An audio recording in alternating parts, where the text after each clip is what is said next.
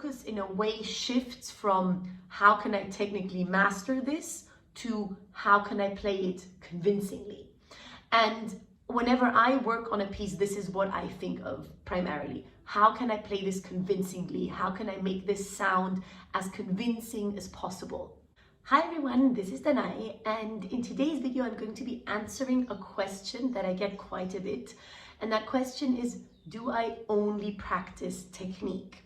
I make a lot of videos about technical exercises and ways to solve technical problems on the piano. So I guess that the assumption that I might only be practicing technique is kind of valid. But the short answer, of course, is no, I do not only practice technique. If you want to hear my more in-depth thoughts about this, how much technical practice I find helpful, how much technical practice I find essential, and how I practiced and how much I practiced technique during the different phases of my life concerning the piano, then stay tuned because I'm going to get into all of that in this video.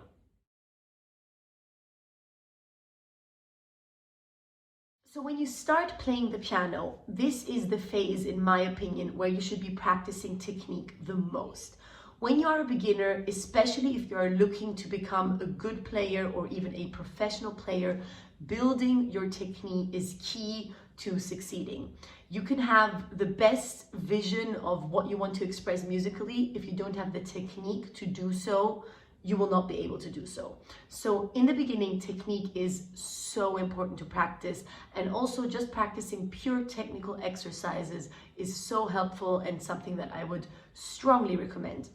If you are a beginner right now, or if you are getting into piano again after a long pause, then definitely take some time from your practice time and put it away just for technical exercises and technique building exercises. When I started playing, most of my practice was technical exercises because I wasn't able to play an entire piece yet. So I was just practicing these little bits of technical exercises, of course in a fun way and in a musical way, but still exercises that were really directed towards bettering my technique, increasing my technical abilities, and strengthening all my muscles and my fingers in order to make sure that I am able to play harder pieces. Also, when I look at any successful performing pianist and any successful performing pianist that I know and that I have talked to, they all have told me that what they have in common is that they have practiced a lot of technique in their early years. What they do once they are grown up and once they play a lot and are successful is very different. Some practice technique, some don't. Each of them has their own methods, but what they definitely all did was practice technique when they were young. So again, I think the most important rule is when you're a beginner, when you're starting out, practice those technical exercises, practice the scales when you're young, practice the arpeggios, chromatic scales, chords, some other exercises. You will find a lot of material about that on this channel, so definitely take a look if you're interested, because this will help you so much. An important point that I would like to mention is that when practicing technique, it doesn't need to be purely technical. And I think this is very important because many people think, oh, this is boring, kind of shut off their brain and just do the pure technical exercise. But this is not going to get you that far. What I learned was to always incorporate a musical element into my technical exercises. Not only when I'm playing a study, which of course in itself has a musical element, it has a melody, it has phrasing, but even if I'm doing the simplest of exercises, I try to incorporate some notion of music into it. Be it a little crescendo, be it some sort of phrasing. First of all, it makes it more fun, it makes it more interesting, it makes it sound better, and then also it makes your fingers work in a more effective way. So even if you are only practicing technique, don't make it sound purely technical. Make it sound as if it were a piece that is composed and that is beautiful and that you're enjoying, because this will make your technical practice so much more effective. Now, as you progress and as I progressed, of course, the technical practice got less and less and less. And I'm saying less and less and less, not because I stopped practicing technique, just because in the beginning it was so present. And now, of course, the bigger chunk of my practice went to repertoire and to learning new pieces or to revising new pieces or to creating interpretations. So I started practicing technique less and less and less. And when I'm saying technique, I mean purely technical exercises. So warm-up exercises, scales, arpeggios, etudes. I think if I had, let's say, a 4-hour practice day, I would practice about 45 minutes to 1 hour of technique. Whereas in my first years, this could have easily been 2 hours, 2.5 hours, 3 hours, and just 1 hour of repertoire. But now, in my case, I'm talking about the age of maybe 9, 10 years old. I was practicing about 1 hour of technique and then 3 hours of repertoire. Now, within the repertoire, of course, I was practicing the technique, and I believe that this is probably the most common way to practice technique, is to just simply take the piece that you are playing at the moment and isolate the technically hard passages and practice those.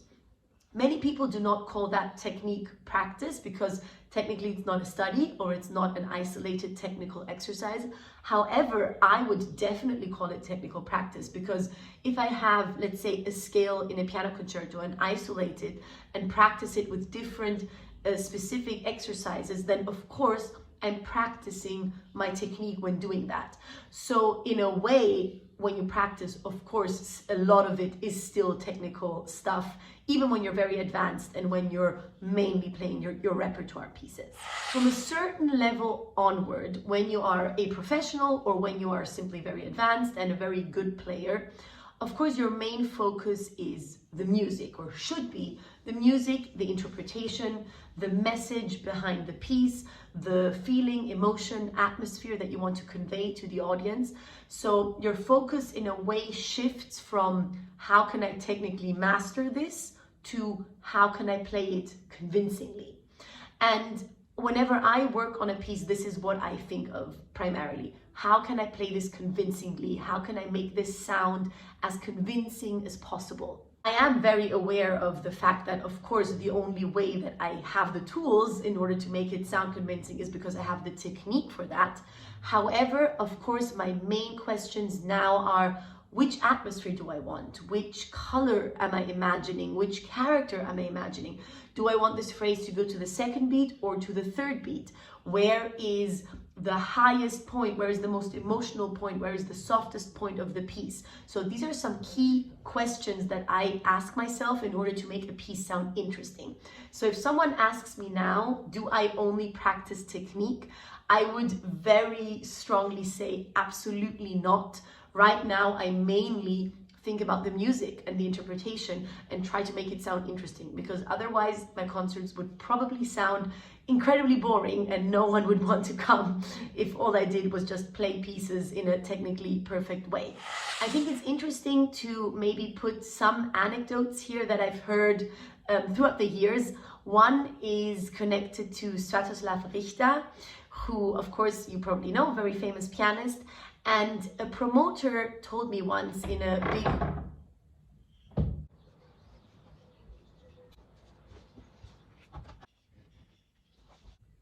filming in Greece without a tripod, at a window to have some type of lighting, when it's super windy outside and the door just closed and made my face dark. One is connected to Sviatoslav Richter, very famous pianist that you probably all know. And the promoter told me once from a famous concert hall where I played that he had invited Richter and he had played a concert there. And Richter was famous for always correcting any mistakes that had happened in the concert directly after the concert. So if he was giving a recital, he would just go backstage and then play through all the bits that did not work in his opinion before he went to dinner or before he did anything else. So a very diligent and probably quite extreme approach. I don't know that many people that do it that way. So after this concert, he seemed to have not been very satisfied. And the promoter told me that he actually went back to his dressing room and started practicing these passages for hours. He went until midnight while the cleaning lady was going through, while there was construction work happening or people just fixing some things that needed to be fixed. And the promoter told me that he will never forget that these people came to him and complained about the noise, because he said that Richter was playing at such a loud volume, so let's say without music, just purely technical, forte, fortissimo, just going through these passages, hammering them through, probably trying to reprogram his brain to really remember them in the correct way. And the promoter said that he will never forget that, because it was such a memorable experience, that one of the best pianists ever, after having given an amazing recital that of course everyone loved, went back to his dressing room and practiced for 3-4 hours, hammering away in a purely technical way, just to make sure that on the next day he will play better, in his opinion, than what he had done in the last day. So this is not to say that I recommend doing that. I just find it an interesting story. Again, I always recommend to incorporate music into any technical exercise that you do. Another interesting anecdote is Marta Argerich, very famous pianist from Argentina. And she always says that she does not practice technical exercises in an isolated way. She said that when she was younger, she practiced scales just like everybody else, but that now she doesn't practice technique. However, she does practice a lot. And I know from many promoters and many people that have played with her that she is a very diligent worker when it comes to her piano practice. She practices slowly. Within the pieces, she practices the scales. She really detangles the fingers. When you listen to her, it sounds so effortless and so impressive what she does, but there is a lot of practice behind that. Of course, there probably is also an innate pure talent, because she is incredible, but there is also a lot of hard work behind that, and a lot of work on the technical side directly within the pieces, and a lot of slow practice. She is quite famous for her slow practice. And then of course there are other pianists that have written whole books on technical exercises, so they obviously put a lot of emphasis on technical exercises. So as I said, every professional pianist has their own approach, and they're definitely all valid and all work in one way or another. But I think what is most important to have in mind is when you are starting out, when you're still young or a beginner, you need to put a lot of emphasis on the technical exercises, on the purely technical exercises, but never to play them in a cold, unemotional way. Always be engaged and put the music in, and then later on find your own method, but make sure that technique practice in one way or another, be it in the piece or be it with isolated exercises and studies, is always part of your practice. Because there are some pianists that have stopped practicing technique, and I believe that you can hear that. You can hear it when they perform. They are incredibly talented, they have incredible ideas, but the fingers just don't work perfectly, and it's such a pity because it takes away from the performance. So you always need to maintain that. This tool is so important to us pianists. It needs to be maintained throughout our entire life. But ultimately, of course, what we want to do and what we want to focus on in the end is what we want to convey, which emotions we want to convey, and what we want to say with our music.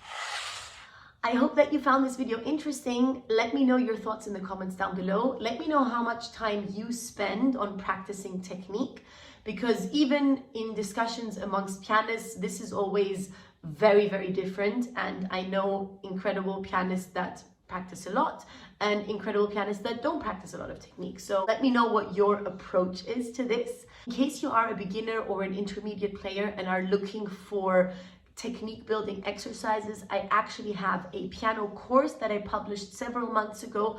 I will link it in the description box down below.